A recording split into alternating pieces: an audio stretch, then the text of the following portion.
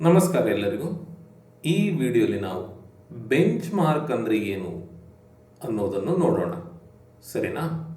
ಈಗ bench mark ಅಂದರೆ ಏನು ಅಂತ ತಿಳ್ಕೊಳ್ಳುವ ಮೊದಲು ನಮಗೆ ಇಂಡೆಕ್ಸ್ ಅಂದರೆ ಏನು ಅಂತ ಗೊತ್ತಿರಬೇಕು.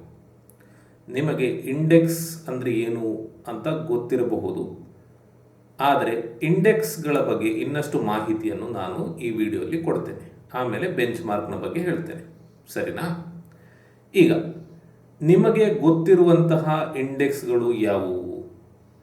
ನಿಫ್ಟಿ 50, ಸೆನ್ಸೆಕ್ಸ್, ಹಾಗೂ ನೀವು ಫ್ಯೂಚರ್ಸ್ ಆ್ಯಂಡ್ ಆಪ್ಷನ್ಸಲ್ಲಿ ಟ್ರೇಡ್ ಇಷ್ಟೋ ತನಕ ಮಾಡ್ತಾ ಇದ್ದರೆ bank Nifty, fin Nifty, mid cap Nifty ಇವೆಲ್ಲ ನಿಮಗೆ ಗೊತ್ತಿರ್ತದೆ ಅಲ್ವಾ? ಈಗ ನಮ್ಮ ದೇಶದ ಬೆಂಚ್ ಮಾರ್ಕ್ ಇಂಡೆಕ್ಸ್ ನಿಫ್ಟಿ ಹಾಗೂ ಸೆನ್ಸೆಕ್ಸ್. ಈಗ ಯಾರಾದರೂ ನಮ್ಮ ಹತ್ರ ದೇಶದ ಆರ್ಥಿಕ ಪರಿಸ್ಥಿತಿ ಹೇಗುಂಟು ಅಂತ ಹೇಳಿ ಕೇಳಿದಾಗ ನಾವು ನಿಫ್ಟಿ ಹಾಗೂ ಸೆನ್ಸೆಕ್ಸ್ ಹೇಗುಂಟು ಅಂತ ನೋಡಬಹುದು. ನಿಫ್ಟಿ ಹಾಗೂ ಸೆನ್ಸೆಕ್ಸ್ ಚೆನ್ನಾಗಿ ನಡೀತಾ ಇದ್ದರೆ ದೇಶದ ಆರ್ಥಿಕ ಪರಿಸ್ಥಿತಿ ಚೆನ್ನಾಗಿದೆ ಅಂತೇಳಿ ಹೇಳ್ಬೋದು, ಆಯಿತಾ? ಸೊ ಒಂದು ಉಪಯೋಗ ಇಂಡೆಕ್ಸ್ಗಳದ್ದು ಇದು. ಇನ್ನು ನಾವೇನು ಈಗ ತಿಳ್ಕೊಂಡಿದ್ದೀವಿ, Nifty, bank Nifty, fin Nifty, mid cap Nifty, Sensex ಇಂಡೆಕ್ಸ್ಗಳು, ಇವುಗಳಷ್ಟೇ ಅಲ್ಲ, ಇನ್ನೂ ಹಲವಾರು ಇಂಡೆಕ್ಸ್ಗಳಿದ್ದಾವೆ, ಆಯಿತಾ? ಯಾವ ಇಂಡೆಕ್ಸ್ಗಳಿದ್ದಾವೆ ಅದನ್ನು ತಿಳ್ಕೊಳ್ಳಿಕ್ಕೆ ನೀವು NSEindia.comಗೆ ಬಂದರಾಯಿತು. NSEindia.comಗೆ ಬಂದು ಇಲ್ಲಿ ಮಾರ್ಕೆಟ್ ಡೇಟಾಗೆ ಹೋಗಿ ಇಂಡೀಸಸ್ ಅಂತೇಳಿ ಇರ್ತದೆ. ಇಂಡೆಕ್ಸ್ ಸಿಂಗ್ಯುಲರ್ ಏಕವಚನ, ಇಂಡೀಸಸ್ ಪ್ಲೂರಲ್ ಬಹುವಚನ, ಆಯಿತಾ? ಸೊ ಇಂಡೀಸಸ್ಸಿಗೆ ಹೋದರೆ ನಿಮಗೆ ಯಾವುದೆಲ್ಲ ಇಂಡೆಕ್ಸ್ಗಳಿದ್ದಾವೆ ಅಂತ ಇಲ್ಲಿ ಕಾಣಲಿಕ್ಕೆ ಸಿಗ್ತದೆ. ನೋಡಿ, ನಿಫ್ಟಿ 50 ಸ್ಟ್ಯಾಂಡರ್ಡ್ ಇಂಡೆಕ್ಸ್, ಆಯಿತಾ? ನಾವು ಯಾವುದರಲ್ಲಿ ಫ್ಯೂಚರ್ಸ್ ಆಪ್ಷನ್ಸ್ ಟ್ರೇಡ್ ಮಾಡ್ತೇವೆ ಅದು. ನೀವು ಟ್ರೇಡ್ ಮಾಡದಿದ್ದರೆ ಅದ್ರ ಬಗ್ಗೆ ಹೆಚ್ಚು ತಲೆಬಿಸಿ ಮಾಡ್ಕೊಳ್ಬೇಡಿ. ಈಗ ನಿಫ್ಟಿ 50 ಅನ್ನೋದು index, Nifty next 50 index, Nifty 100 index, 200 index, mid cap index, small cap index, ಇನ್ನು ಕೆಳಗೆ ಬರ್ತಾ ಹೋದರೆ ಸೆಕ್ಟೋರಲ್ ಇಂಡೆಕ್ಸ್ ಉಂಟು, ನೋಡಿ ಇಲ್ಲೆಲ್ಲ ಉಂಟು. ಇನ್ನು ಸ್ಟ್ರಾಟಜಿ ಇಂಡಿಸಸ್ ಇಷ್ಟೆಲ್ಲ ಉಂಟು. ನೆಕ್ಸ್ಟ್ ಥಿಮ್ಯಾಟಿಕ್ ಇಂಡಿಸಸ್ ಇಷ್ಟೆಲ್ಲ ಉಂಟು, ಹಾಗೂ ಫಿಕ್ಸ್ಡ್ ಇನ್ಕಮ್ ಇಂಡಿಸಸ್ ಇಷ್ಟೆಲ್ಲ ಉಂಟು, ಆಯಿತಾ? ಸೊ ಇವೆಲ್ಲವೂ ಇಂಡೆಕ್ಸ್ಗಳು, ಆಯಿತಾ? ನೀವು ಫ್ಯೂಚರ್ಸ್ ಆ್ಯಂಡ್ ಆಪ್ಷನ್ಸಲ್ಲಿ ಟ್ರೇಡ್ ಮಾಡ್ತಾ ಇದ್ದರೆ ಇವೆಲ್ಲವುದನ್ನು ನೀವು ಟ್ರೇಡ್ ಮಾಡಲಿಕ್ಕೆ ಆಗೋದಿಲ್ಲ. ಯಾವುದು ಈಗಾಗಲೇ ನಿಮಗೆ ಗೊತ್ತುಂಟೋ ಅದಷ್ಟು ಮಾತ್ರ ಟ್ರೇಡ್ ಮಾಡ್ಬೋದು, ಆಯಿತಾ? ಅದನ್ನು ಬಿಟ್ಬಿಡೋಣ. ಈಗ ನೋಡೋಣ ನಿಫ್ಟಿ 50ಯ ಬಗ್ಗೆ, ಆಯಿತಾ? ನಿಫ್ಟಿ 50 ಇಂಡೆಕ್ಸ್ನಲ್ಲಿ ಏನೇನಿದೆ ನೋಡೋಣ. ಇದನ್ನು ನೋಡಬೇಕಾದ್ರೆ ಇಲ್ಲಿ ಕ್ಲಿಕ್ ಮಾಡಬೇಕು. ಕ್ಲಿಕ್ ಮಾಡಿದಾಗ ಅದರ ಪೇಜ್ ಓಪನ್ ಆಗ್ತದೆ. ಇಲ್ಲಿ ನೋಡ್ಬೋದು ನೀವು 50 ಕಂಪನಿಗಳ ಪಟ್ಟಿ, 50 ಕಂಪನಿಗಳ ಲಿಸ್ಟ್ ಉಂಟಿಲ್ಲಿ, ಆಯಿತಾ? ದೇಶದಲ್ಲಿ ಇರುವಂತಹ ಅತ್ಯುತ್ತಮವಾದ 50 ಕಂಪನಿಗಳು ಈ ನಿಫ್ಟಿ 50 ಇಂಡೆಕ್ಸ್ನಲ್ಲಿದ್ದಾವೆ, ಆಯಿತಾ? ದೇಶದಲ್ಲಿರುವ 50 ಅತ್ಯುತ್ತಮ ಕಂಪನಿಗಳು ಈ ನಿಫ್ಟಿ 50ಯಲ್ಲಿ ಇದ್ದಾವೆ. ಇದನ್ನು ಯಾರು ಸೆಲೆಕ್ಟ್ ಮಾಡಿದ್ದಾರೆ, ಯಾರು ಇದನ್ನು ಆಯ್ಕೆ ಮಾಡುವಂಥದ್ದು, ಇದ್ರ ಬಗ್ಗೆ ತಲೆಬಿಸಿ ಮಾಡ್ಕೊಳ್ಬೇಡಿ, ಆಯಿತಾ? ನಿಮಗೆ ನ್ಯಾಷನಲ್ ಸ್ಟಾಕ್ ಎಕ್ಸ್ಚೇಂಜ್ ಅವರೇ ಇದನ್ನು ಮಾಡಿಕೊಟ್ಟಿದ್ದಾರೆ, ಅವರೇ ಮಾಡೋದು ಅಂತ ಹೇಳಿ ತಿಳ್ಕೊಳ್ಳಿ, ಆಯಿತಾ? ಈ 50 ಕಂಪನಿಗಳಿದ್ದಾವಲ್ಲ, ಇವು ಫಿಕ್ಸ್ಡ್ ಅಲ್ಲ. ಅಂದರೆ ನೀವು ಇನ್ನೊಂದು 5 ವರ್ಷ ಬಿಟ್ಟು ನೋಡಿದರೆ ಇದೇ ಪಟ್ಟಿ ಇರುವುದಿಲ್ಲ. ಕೆಲವು ಕಂಪನೀಸನ್ನು ಇದಕ್ಕೆ ಹಾಕಿರ್ಬೋದು, ಕೆಲವುದನ್ನು ತೆಗೆದಿರ್ಬೋದು, ಆಯಿತಾ? ಈಗ ಇವೆಲ್ಲವೂ ಒಳ್ಳೆ ಕಂಪನಿಗಳು. ಇವುಗಳನ್ನು ಬಿಟ್ಟು ಮತ್ತೆ ಬೇರೆ ಬೇರೆ ಕಂಪನಿಗಳಿರ್ತಾವಲ್ಲ, ಅವುಗಳನ್ನೆಲ್ಲ ತಗೊಂಡು ಹಲವಾರು ಇಂಡೆಕ್ಸ್ಗಳನ್ನು ಮಾಡಿದ್ದಾರೆ.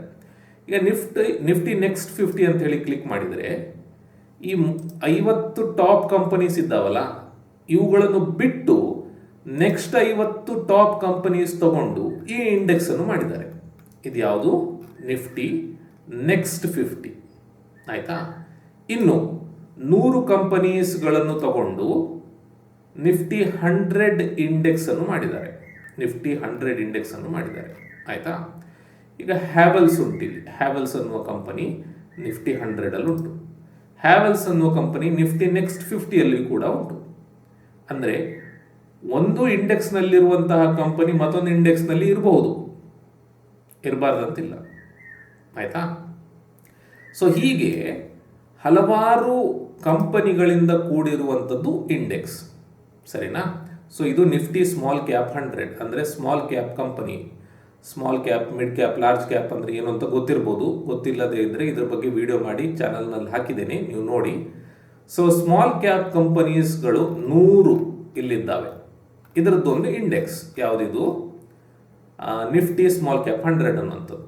ಸರಿನಾ? ಇದನ್ನು ಕ್ಲೋಸ್ ಮಾಡ್ತೇನೆ ಇಲ್ಲಿ. ಸರಿ, ನೆಕ್ಸ್ಟ್ ಇಲ್ಲಿ ಕೆಳಗೆ ಬಂದರೆ sectoral indices, Nifty bank Nifty ಅಂತ ನಾವೇನು ಹೇಳ್ತೇವೆ, ನಿಮಗೆ ಅದ್ರ ಬಗ್ಗೆ ಗೊತ್ತಿರ್ಬೋದು. ಈ ಇಂಡೆಕ್ಸ್ನಲ್ಲಿ ಇರುವಂಥವು ಎಲ್ಲವೂ ಬ್ಯಾಂಕ್ಗಳು. ಆಯಿತಾ? ಬ್ಯಾಂಕ್ಗಳು. ನೆಕ್ಸ್ಟ್ ಆಟೋ ಸೆಕ್ಟರ್ ಅಂತ ಉಂಟು. ಇದರಲ್ಲಿ ಇರುವಂಥದ್ದು ಎಲ್ಲದು ಆಟೋಮೋಟಿವ್ ಕಂಪನೀಸ್. ಆಯಿತಾ? Automotive companies. ಹೀಗೆ ಒಂದೊಂದು ಸೆಕ್ಟರ್ನ ಇಂಡೆಕ್ಸ್ಗಳಿದ್ದಾವೆ. ಇಲ್ಲಿ ನಿಫ್ಟಿ IT ಅಂತ ಉಂಟು, ಕ್ಲಿಕ್ ಮಾಡ್ತೇನೆ. ಇದರಲ್ಲಿ ಇರುವಂಥದ್ದೆಲ್ಲ IT ಕಂಪನೀಸ್ಗಳಿನ ಇಂಡೆಕ್ಸ್ ನಿಫ್ಟಿ IT ಅನ್ನುವಂಥದ್ದು. ಸರಿನಾ? ಸೊ ಹೀಗೆ ಸೆಕ್ಟೋರಲ್ ಇಂಡಿಸಸ್ ಅಂತ ಹೇಳಿ ಬರ್ತದೆ. Next strategy indices. ಇದರಲ್ಲಿ ನಿಫ್ಟಿ ಡಿವಿಡೆಂಡ್ ಆಪರ್ಚುನಿಟೀಸ್ ಅಂತ ಉಂಟು. ಡಿವಿಡೆಂಡ್ ಕೊಡುವಂತಹ ಕಂಪನಿಗಳು ಇದರಲ್ಲಿದ್ದಾವೆ. ಆಯಿತಾ? ನೆಕ್ಸ್ಟ್ ಹಾಗೆಯೇ ಬೇರೆ ಬೇರೆ ಇಂಡೆಕ್ಸ್ಗಳಿದ್ದಾವೆ. ಸರಿನಾ? ನೀವು ನೋಡ್ಬೋದು. ಇನ್ನು ಥಿಮ್ಯಾಟಿಕ್ ಇಂಡಿಸಸ್ ಅಂತ ಉಂಟು. ನಿಫ್ಟಿ ಇನ್ಫ್ರಾಸ್ಟ್ರಕ್ಚರ್ ಅಂತ ಉಂಟು. ಇದರ ಮೇಲೆ ಕ್ಲಿಕ್ ಮಾಡ್ತೇನೆ. ಇನ್ಫ್ರಾಸ್ಟ್ರಕ್ಚರ್ಗೆ ಸಂಬಂಧಪಟ್ಟಂತಹ ಕಂಪನೀಸ್ ಇದರಲ್ಲಿದ್ದಾವೆ. ಸರಿನಾ? ಹೀಗೆ ಹಲವಾರು ಇಂಡಿಸಸ್ಗಳು ಅಥವಾ ಇಂಡೆಕ್ಸ್ಗಳು ನಮಗೆ ಕಾಣಲಿಕ್ಕೆ ಸಿಗ್ತವೆ. ಆಯಿತಾ? ನಿಫ್ಟಿ ಇಂಡಿಸಸ್.com ಅಂತ ಉಂಟು ವೆಬ್ಸೈಟ್. ಇಲ್ಲಿಗೆ ಹೋಗಿ ನೋಡಿದರೆ ನೀವು ಒಂದೊಂದು ಇಂಡೆಕ್ಸ್ನ ಬಗ್ಗೆ ಮಾಹಿತಿ ಸಿಗ್ತದೆ ನಿಮಗೆ. ಆಯಿತಾ? ಇಲ್ಲಿ ನಿಫ್ಟಿ 50 ಅಂತ ಉಂಟು. ಇದರ ಮೇಲೆ ಕ್ಲಿಕ್ ಮಾಡ್ತೇನೆ. ನಿಫ್ಟಿ 50 ಅಂತೇಳಿ ಕ್ಲಿಕ್ ಮಾಡಿದಾಗ ನಿಫ್ಟಿ 50ಯ ಬಗ್ಗೆ ನಮಗೆ ಸಂಪೂರ್ಣವಾದ ಮಾಹಿತಿ ಸಿಗ್ತದೆ. ಕೆಳಗೆ ಬಂದರೆ ನಿಫ್ಟಿ 50ಯಲ್ಲಿ ಯಾವ್ಯಾವ ಕಂಪನೀಸ್ಗಳಿದ್ದಾವೆ ಅನ್ನೋದು ನಮ್ಗೆ ಕಾಣಲಿಕ್ಕೆ ಸಿಗ್ತದೆ. ಈಗ ನೋಡಿ, ಫೈನಾನ್ಷಿಯಲ್ ಸರ್ವಿಸಸ್ 33. ಅಂದರೆ ಈ ನಿಫ್ಟಿ 50 ಅನ್ನುವ ಇಂಡೆಕ್ಸ್ ಉಂಟಲ್ಲ, ಇದರಲ್ಲಿ ಫೈನಾನ್ಷಿಯಲ್ ಸರ್ವೀಸಸ್ನ ಕಂಪನಿಗಳು ಅಥವಾ ಬ್ಯಾಂಕ್ಗಳು 33% ಇದ್ದಾವೆ. ಆಯಿಲ್, ಗ್ಯಾಸ್ ಆ್ಯಂಡ್ ಕನ್ಸ್ಯೂಮೇಬಲ್ ಫ್ಯೂಯಲ್ಸ್ನ ಕಂಪನಿಗಳು 12% ಇದ್ದಾವೆ. ಹಾಗೆ ಪರ್ಸೆಂಟೇಜ್ಗಳು ಇಲ್ಲಿ ಸಿಗ್ತವೆ. ಆಯಿತಾ? ಇನ್ನು ನೀವು ಇಲ್ಲಿ ಮಾರ್ಕೆಟ್ ಡೇಟಾಕ್ಕೆ ಹೋದರೆ, ಇಂಡೆಕ್ಸ್ ಮೂವರ್ಸಿಗೆ ಹೋದರೆ ತುಂಬ ಎಲ್ಲ ನೋಡ್ಬೋದು. ಆದರೆ ಅದು ಈ ವಿಡಿಯೋಗೆ ಅಗತ್ಯ ಇಲ್ಲ, ಅದ್ರ ಬಗ್ಗೆ ಹೇಳೋದಿಲ್ಲ. ಫ್ಯಾಕ್ಟ್ ಶೀಟ್ ಉಂಟು ಇಲ್ಲಿ, ನೀವು ಡೌನ್ಲೋಡ್ ಮಾಡಿಕೊಂಡು ಅದನ್ನು ಕೂಡ ಒಮ್ಮೆ ನೋಡಿದರೆ ನಿಮಗೆ ನಿಫ್ಟಿ 50ಯ ಬಗ್ಗೆ ಸಂಪೂರ್ಣವಾಗಿ ಗೊತ್ತಾಗ್ತದೆ. ಸರಿನಾ? ಈಗ ಇಂಡೆಕ್ಸ್ಗಳು ಏನು ಅಂತ ಗೊತ್ತಾಯ್ತು ನಿಮಗೆ ಅಲ್ವಾ? ಇನ್ನು ನಾನು ನಿಮಗೆ ಬೆಂಚ್ ಮಾರ್ಕ್ ಅಂದರೆ ಏನು ಅಂಥೇಳಿ ಒಂದು ಉದಾಹರಣೆಯನ್ನು ತಗೊಂಡು ಹೇಳ್ಕೊಡ್ತೇನೆ. ಸರಿನಾ? ಇದು ರವಿ. ಇದು ರವಿಯ ತಂದೆ. ಆಯ್ತಾ? ಈ ರವಿ ಇದ್ದಾನಲ್ಲ, ಇವನು ನನ್ನ ಸ್ನೇಹಿತ. ಈ ರವಿ ಇತ್ತೀಚೆಗೆ ನಡೆದ ಎಕ್ಸಾಮ್ನಲ್ಲಿ ಸೈನ್ಸ್ನಲ್ಲಿ 94 ಮಾರ್ಕ್ಸ್ ಅನ್ನು ತೆಗೆದಿದ್ದಾನೆ. ಆಯ್ತಾ? 94 ಮಾರ್ಕ್ಸ್ ಅನ್ನು ತೆಗೆದಿದ್ದಾನೆ. ಇದು ನಾನು, ಇದು ನನ್ನ ತಂದೆ, ಇದು ನನ್ನ ತಂದೆ. ನಾನು ಇತ್ತೀಚೆಗೆ ನಡೆದ ಎಕ್ಸಾಮ್ನಲ್ಲಿ, ಅಂದರೆ ಸೇಮ್ ಎಕ್ಸಾಮ್ನಲ್ಲಿ ಸೈನ್ಸ್ನಲ್ಲಿ 56 ಮಾರ್ಕ್ಸ್ ಅನ್ನು ತೆಗೆದಿದ್ದೇನೆ. ಸರಿನಾ? ಈಗ ಮಾರ್ಕ್ಸ್ ಅನ್ನು ನಾನು ನನ್ನ ತಂದೆಗೆ ಹೇಳಿದಾಗ ನನ್ನ ತಂದೆ ನನಗೆ ಏನು ಹೇಳಿದರು ಅಂದರೆ, ನೋಡು ರವಿ ಎಷ್ಟು ಚೆನ್ನಾಗಿ ಓದಿದ್ದಾನೆ, ಎಷ್ಟು ಚೆನ್ನಾಗಿ ಎಕ್ಸಾಮ್ ಬರೆದಿದ್ದಾನೆ, ಹಾಗೂ 94 ಮಾರ್ಕ್ಸ್ ಅನ್ನು ತೆಗೆದಿದ್ದಾನೆ. ನೀನು 56 ಮಾರ್ಕ್ಸ್ ಅನ್ನು ತೆಗೆದಿದ್ದೀ. ಯಾಕೆ ಹೀಗಾಯಿತು? ಯಾಕೆ ನೀನು ರವಿಯಷ್ಟು ತೆಗೊಳ್ಳಿಲ್ಲ? ರವಿಯನ್ನು ನೋಡಿ ಕಲಿ, ಸ್ವಲ್ಪ ರವಿಯಷ್ಟು ಓದು ಅಂಥೇಳಿ ಹೇಳ್ತಾರೆ. ಆಯ್ತಾ? ಸೊ ನನ್ನ ತಂದೆ ಏನು ಮಾಡ್ತಿದ್ದಾರೆ ಅಂದರೆ ನನ್ನ ಮಾರ್ಕ್ಸನ್ನು ರವಿಯ ಮಾರ್ಕ್ಸ್ನ ಜೊತೆ ಹೋಲಿಕೆ ಮಾಡ್ತಾ ಇದ್ದಾರೆ ಅಲ್ವಾ. ಈಗ ಬೆಂಚ್ ಮಾರ್ಕ್ ಅಂದರೆ ಇದೆ. ನಾವು ಯಾವುದರ ಜೊತೆ ಒಂದನ್ನು ಹೋಲಿಕೆ ಮಾಡ್ತೇವೋ ಅಥವಾ ಏನಾದರನ್ನು ಹೋಲಿಕೆ ಮಾಡ್ತೇವೋ ಅದನ್ನು ನಾವು ಬೆಂಚ್ ಮಾರ್ಕ್ ಅಂತೇಳಿ ತಗೊಳ್ತೇವೆ. ಇಲ್ಲಿ ಈ ಉದಾಹರಣೆಯಲ್ಲಿ ರವಿಯ ಮಾರ್ಕ್ಸ್ ಉಂಟಲ್ಲ 94, ಇದು ಬೆಂಚ್ ಮಾರ್ಕ್. ನನ್ನ ತಂದೆ ರವಿಯ ಮಾರ್ಕ್ನ ಜೊತೆ ನನ್ನ ಮಾರ್ಕನ್ನು ಹೋಲಿಕೆ ಮಾಡ್ತಾ ಇದ್ದಾರೆ.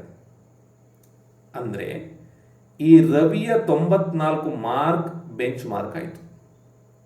ಯಾಕೆ ರವಿಯ ಮಾರ್ಕ್ನ ಜೊತೆ ಹೋಲಿಕೆ ಮಾಡ್ತಾ ಇದ್ದಾರೆ ಅಂದರೆ ಇದು ಚೆನ್ನಾಗಿದೆ, ಇದು ಸ್ಟ್ಯಾಂಡರ್ಡ್ ಆಯ್ತಾ.